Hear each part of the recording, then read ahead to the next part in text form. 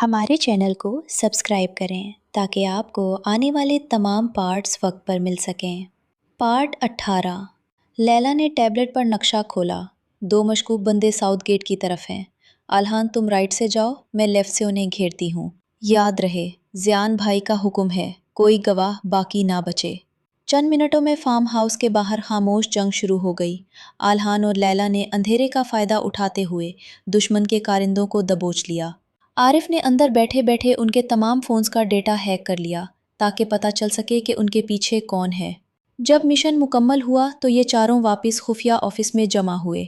आरिफ ने एक गहरा सांस लिया। ज़ियान भाई ने हमें यहाँ इसलिए छोड़ा है क्योंकि वो जानते हैं कि हम चारों मिलकर एक फ़ौज के बराबर हैं। अबरू ने पाकिस्तान कॉल मिलाई। दूसरी तरफ ज़ियान ने फ़ोन उठाया तो अबरू की आवाज़ में फ़ख्र था। भाई, तुर्की का किला महफूज है। आपकी टीम ने आज फिर साबित कर दिया कि डेवेल शाह के साए भी दुश्मनों का शिकार करना जानते हैं। पाकिस्तान में शाह हवेली के बाग में बैठे ज़ियान के लबों पर एक फातिहाना मुस्कुराहट आई। उसने फ़ोन रखकर सामने खड़ी आयला को देखा, जो मासूमियत से परिंदों को दाना डाल रही थी। उसे सुकून था कि तुर्की में उसके 4 जरी वफादार उसकी सल्तनत के पहरेदार हैं। इस्तांबुल के इस फार्म हाउस में, जहां दुनिया भर के माफिया की नींदें उड़ाने वाले मंसूबे बनते थे, आज वहां का माहौल कुछ बदला हुआ था। डेवेल के ये 4 शाहीन आज काम के मूड में कम और मस्ती के मूड में ज्यादा थे। आरिफ अपनी बड़ी स्क्रीन पर कोई कोडिंग कर रहा था कि अचानक आल्हान ने पीछे से आकर उसकी कुर्सी घुमा दी। ओए कंप्यूटर के कीड़े, बस कर दे, पिज़्ज़ा आ गया है। आल्हान ने पिज़्ज़ा का डब्बा उसके कीबोर्ड पर रख दिया। आरिफ ने चीख कर कहा, पागल हो क्या? ये कीबोर्ड ज़ियान भाई ने ख़ास जर्मनी से मंगवाया है। उस पर पिज़्ज़ा की चटनी गिर गई तो तुम्हारी तनख्वाह से कटेगी। आल्हान ने हंसते हुए लुकमा दिया। तुम्हारे पास करोड़ों के हैकिंग सॉफ्टवेयर हैं, मगर दिल आज भी वही पुराना कंजूस है। अबरू, देखो इसे, ये पिज़्ज़ा के पैसे भी नहीं दे रहा। अबरू, जो हमेशा संजीदा रहती थी, आज अपने बालों में पेंसिल फंसाए कुछ हिसाब किताब कर रही थी। इसी दौरान लायला ने शरारत से अबरू के गाल पर अपनी लिपस्टिक से एक छोटा सा निशान बना दिया। लायला, ये क्या बचपना है? अबरू ने आईने में देखकर गुस्से से कहा। लायला ने मासूमियत से कंधे उचकाए। अबरू, तुम हर वक्त हिटलर बनी रहती हो। ज़ियान भाई ने कहा था कि नज़र रखो, तो मैं बस देख रही थी कि तुम पर यह शेड कैसा लगता है। वैसे आरिफ, तुम्हारा क्या ख्याल है? आरिफ ने कंप्यूटर से नज़रें हटाए बगैर कहा, अगर अबरू ने तुम्हें गोली मार दी तो मैं सिस्टम में उसे हादिसा लिखकर फाइल बंद कर दूंगा। खाने के बाद आल्हान ने दस्ताने पहन लिए। चलो लायला, आज तुम्हारी फाइटिंग स्किल्स चेक करते हैं। लायला ने आल्हान के पांव पर आहिस्ता से ठोकर मारी। आल्हान तवाजुन खोकर सीधा पिज़्ज़ा के खाली डब्बों पर जा गिरा। आरिफ और अबरू ने एक साथ तालियां बजाएं। वाह, तुर्की का सबसे बड़ा शूटर आज गत्ते के डब्बों में ढेर हो गया। आरिफ ने मोबाइल निकालकर तस्वीर खींच ली। आरिफ, ये ट्विस्टिंग डिलीट करो, वरना मैं तुम्हारे कंप्यूटर में वायरस डाल दूंगा। आल्हान ने उठते हुए धमकी दी। इसी हंसी मजाक के बीच में स्क्रीन पर ज़ियान शाह का नाम चमका। 1 सेकंड के अंदर हॉल में ऐसी खामोशी छाई जैसे वहां कोई हो ही ना। सब सीधे होकर बैठ गए। आरिफ ने कॉल उठाई। जी भाई। दूसरी तरफ ज़ियान की गहरी आवाज़ आई। तुम लोग क्या कर रहे हो? वहाँ शोर क्यों आ रहा था? अबरू ने फ़ौरन माइक संभाला। भाई, आल्हान और लायला ट्रेनिंग कर रहे थे, वही थोड़ी तोड़ फोड़ की आवाज़ थी, सब कंट्रोल में है। ज़ियान ने धीमे लहजे में कहा। ठीक है, तुम लोग मेरे छोटे बहन भाइयों की तरह हो। मस्ती करो, मगर याद रहे कि देवल शाह के दुश्मन कभी सोते नहीं हैं। अपना ख्याल रखना। कॉल कटते ही आल्हान ने लंबा सांस लिया। बाप रे, भाई की आवाज़ सुनकर आज भी पसीना आ जाता है। आरिफ, जो हमेशा कंप्यूटर स्क्रीन में खोया रहता था, आज बार बार नज़रें चुराकर लायला को देख रहा था, जो दूर कोने में बैठकर अपनी पिस्टल साफ कर रही थी। लायला ने महसूस किया कि कोई उसे देख रहा है। उसने अचानक सर उठाया तो आरिफ ने फ़ौरन स्क्रीन की तरफ देखकर टाइपिंग शुरू कर दी। आरिफ, तुम पिछले 5 मिनट से एक ही लफ्ज़ टाइप कर रहे हो, खैर तो है? लायला ने शरारत से पूछा और उसके करीब आ गई। आरिफ हकला गया। वो नहीं तो, बस सिस्टम थोड़ा हैंग हो रहा है। लायला ने उसके कंधे पर हाथ रखा। सिस्टम हैंग हो रहा है या तुम्हारा दिल?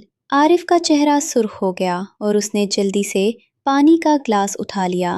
وہ لائلہ کی معصومیت اور اس کی بہادری کا دیوانہ تھا، مگر زیان بھائی کے خوف سے کبھی زبان نہ کھول سکا۔ دوسری طرف ابرو بہت سنجیدگی سے کچھ فائلیں چیک کر رہی تھی کہ الحان نے اس کی کرسی کے پیچھے آ کر زور سے تالی بجائی۔ اوئے ہٹلر، تھوڑا مسکرا بھی لیا کرو۔ الحان نے ہنستے ہوئے ابرو کے پینسل والے جوڑے سے پینسل کھینچ لی۔ ابرو کے بال ایک دم کھل کر اس کے کندھوں پر بکھر گئے۔ اس نے غصے سے مرسکرپشنز کو دیکھا۔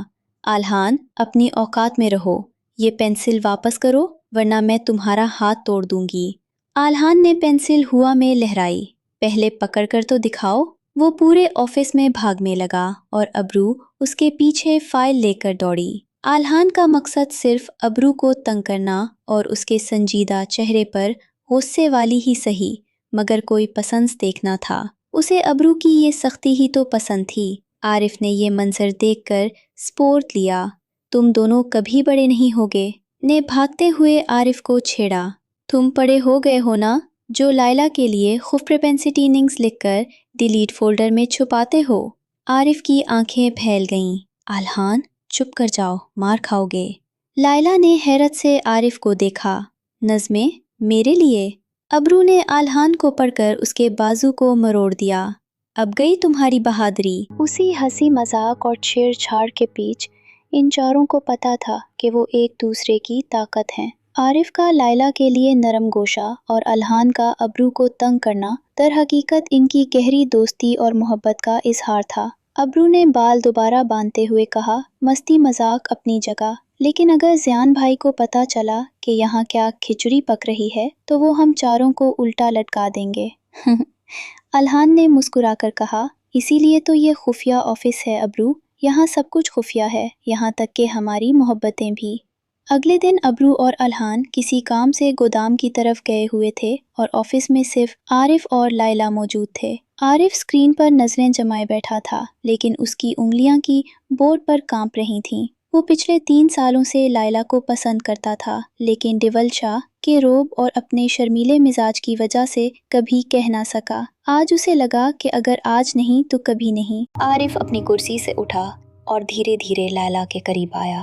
اس کے ہاتھ میں ایک چھوٹا سا مگر نہایت خوبصورت انگوٹھی کا ڈبہ تھا۔ لائلہ بالکل ساکت کھڑی رہ گئی۔ عارف نے ایک گھٹنا زمین پر ٹکا دیا اور انگوٹھی کا ڈبہ کھولا، جس میں ایک سادہ مگر چمکدار ہیرا تھا۔ کیا تم اس ہیکر کی زندگی کا مستقل پروگرام کرو گی؟ عارف کی آنکھوں میں سچائی اور تھوڑا سا ڈر تھا۔ وہ ڈر لائلہ کے انکار کا نہیں بلکہ اسے کھو دینے کا تھا۔ لائلہ کی آنکھوں میں آنسو آ گئے۔ وہ عارف کی خاموش محبت کو ہمیشہ محسوس کرتی تھی، مگر اسے یقین نہیں تھا کہ عارف کبھی اتنی ہمت دکھائے گا۔ اس نے مسکراتے ہوئے اپنا ہاتھ عارف کی طرف بڑھا دیا۔ تم بہت دیر سے آئے عارف، میں تو کب سے تمہارا انتظار کر رہی تھی، جو تمہاری زبان پر آ کر رک جاتا تھا۔ عارف نے خوشی سے لائلہ کے ہاتھ میں انگوٹھی پہنا دی۔ جیسے ہی انگوٹھی انگلی میں اتری، پورے ہال کی لائٹس خود بخود رنگین ہو گئیں، جو عارف نے پہلے سے پروگرام کر رکھا تھا۔ اوہ ہو، یہاں تو سافٹ ویئر اپڈیٹ ہو گیا۔ الحان کی آواز گونجی، جو ابرو کے ساتھ ابھی ابھی واپس آیا تھا۔ ابرو کے لبوں پر بھی ایک نایاب مسکراہٹ تھی۔ مبارک ہو عارف، کم از کم تم میں اتنی ہمت تو آئی۔ الحان نے عارف کے کندھے پر ہاتھ مارا۔ لیکن بیٹا یاد رکھنا، اگر بھائی کو پتا چلا کہ تم نے آفس کے اوقات میں یہ رومانس کیا ہے تو تمہارا ڈیٹا ایسا فارمیٹ کریں گے کہ تمہیں اپنا نام بھی یاد نہیں رہے گا۔ الحان نے موقع غنیمت جانا۔ وہ ٹہلتا ہوا ابرو کے پاس گیا، جو دوبارہ اپنے کمپیوٹر میں مگن ہو چکی تھی۔ ابرو، وہ کمپیوٹر کا کیڑا بھی غازہ گیا۔ الحان نے ابرو کی میز پر ٹیک لگاتے ہوئے کہا، تم کب تک ان فائلوں کے پیچھے اپنی جوانی ضائع کرو گی؟ اگر تم کہو تو میں بھی گھٹنوں پر بیٹھ کر تمہارے لیے کوئی دھماکے دار پروپوزل تیار کروں۔ ابرو نے ٹھنڈی نظر الحان پر ڈالی۔ الحان، گھٹنوں پر بیٹھنے کی ضرورت نہیں ہے، بس اپنی گن کی ٹریننگ پر توجہ دو اور یاد رکھو میں ان جذباتی ڈراموں میں نہیں آنے والی۔ الحان نے سینے پر ہاتھ رکھا۔ کتنا ظالم دل ہے تمہارا۔ ویسے ایک بات بتاؤ، اور میں کبھی کسی مشن میں مارا گیا تو کیا تم میری قبر پر آ کر 2 آنسو بہاؤ گی؟ ابرو کا ہاتھ کی بورڈ پر ایک لمحے کے لیے رکا۔ اس کی آنکھوں میں ایک پل کے لیے فکر آئی، مگر اس نے فوراً چھپا لی۔ میں تمہاری قبر پر جا کر یہ لکھوا دوں گی کہ یہاں ترکی کا سب سے بڑا ڈرامے باز سو رہا ہے۔ عارف اور لائلہ دور کھڑے ان کی یہ نوک جھونک دیکھ کر ہنس رہے تھے۔ اچانک ہال میں ریڈ لائٹ بلینک کرنے لگی۔ یہ زیان شاہ کی اسپیشل لائن تھی۔ سب کے چہروں سے ہنسی غائب ہو گئی اور وہ الرٹ ہو گئے۔ عارف نے کال کنیکٹ کی۔ اسکرین پر زیان کا چہرہ نمودار ہوا۔ وہ حویلی کے اسٹڈی روم میں بیٹھا تھا اور اس کے تاثرات بہت سنجیدہ تھے۔ حالات کیسے ہیں؟ زیان کی گرجدار آواز گونجی۔ سب ٹھیک ہے بھائی، ہم نے تمام خطرات کو ختم کر دیا ہے، ابرو نے جواب دیا۔